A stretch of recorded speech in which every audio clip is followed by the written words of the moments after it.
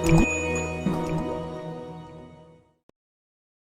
this lesson, you will learn the following about the folk arts of Southeast Asia, specifically in Thailand, Cambodia, Laos, Vietnam, Indonesia, Malaysia, Singapore, and Brunei. For Lesson 1, we are going to discuss the fabric or fabric design of Thailand, Cambodia, and Laos.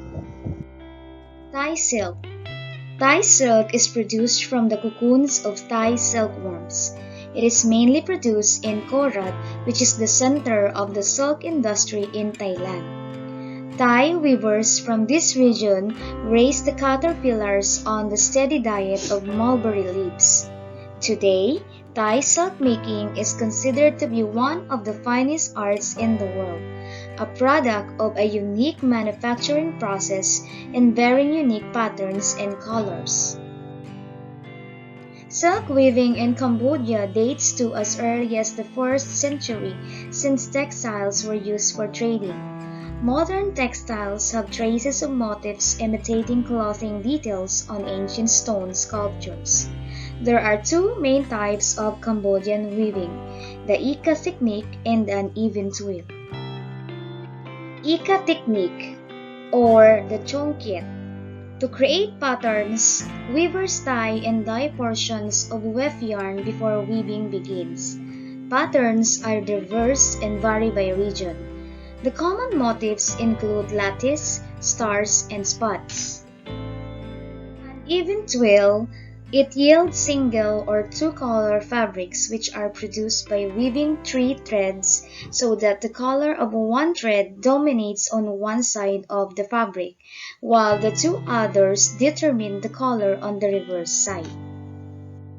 Traditionally, Cambodian textiles have employed natural dyes coming from insect, red dye for indigo, blue dye for prohat bark, yellow and green dye, ebony bark are for the black dye. Cambodia's modern silk weaving centers are Takeo, Battambang, Benti Ai, Mianchi, Riep Srip, and Kampot provinces. Silk weaving has been revived in the past 10 years and now provides employment for many rural women. Cambodian silk is generally sold domestically, where it is used in sampot or wrap skirts, varnishings, and pidan or pictorial tapestries. Now, it has seen as an increase in export viability. Cotton textiles have also played a significant role in Cambodian culture. Though today, Cambodian imports most of its cotton, traditionally, woven cotton remains popular. Rural women often weave homemade cotton fabric, which is used in garments and for household purposes. Krama, the traditional check scarves worn almost universally by Cambodians, are made of cotton. According to Lao tradition, stories of their history were not passed on orally nor was it written. They were woven, strand by strand.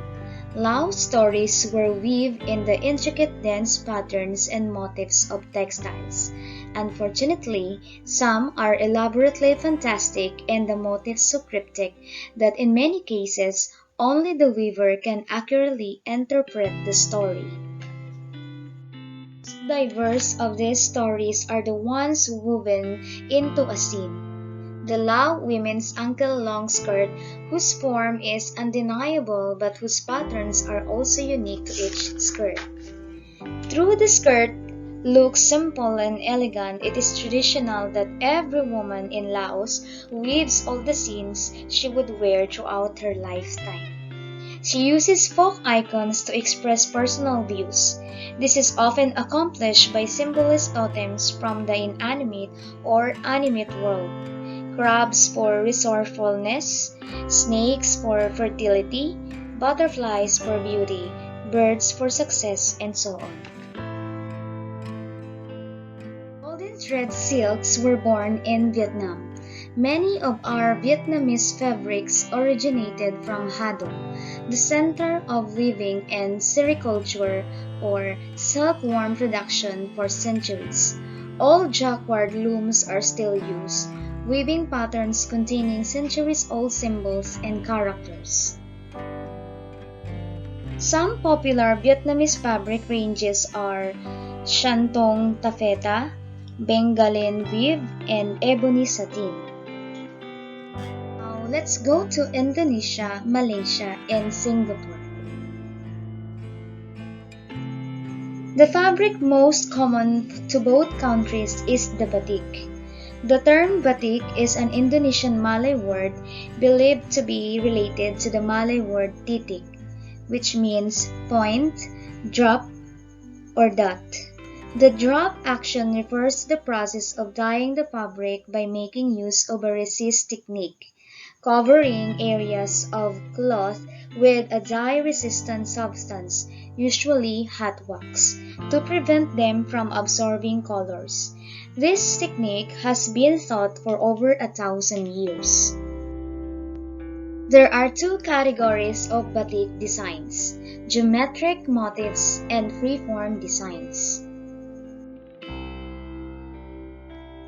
Modern batik designs depend on the creativity of their designers.